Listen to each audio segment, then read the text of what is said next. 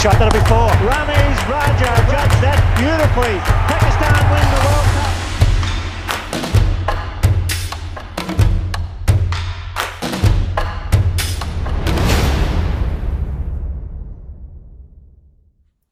You don't want to be dismissive of this Australian batting lineup, but the early impression that you form of them is that they're going to struggle against high-quality England pace bowling attack. What is the difficulty quotient here for the Australians moving forward in this Ashes series against the likes of Anderson and Vokes and Broad?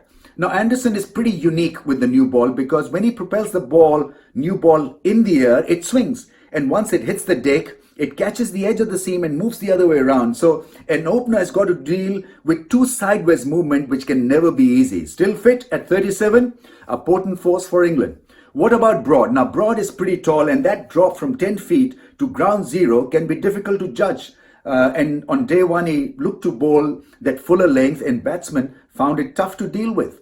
On top of that, he can bowl with a scramble seam. He can roll his fingers of the ball. So we're talking about a guy who's tall and he can bowl leg cutters and off cutters. Very different to how Anderson bowls.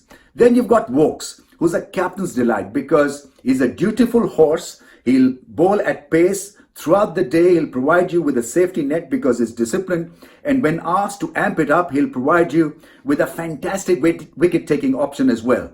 So if England can take out Warner early in the piece and Smith is dismissed early as well, Australians are left, I'm afraid, with a pretty pedestrian batting lineup, and the fans really will have to be behind them right throughout this Ashes series to G them up because the first impressions of their batsmen are not great, and so they have their work cut out. They'll have to bat out of their skins to be competitive against England in this Test series.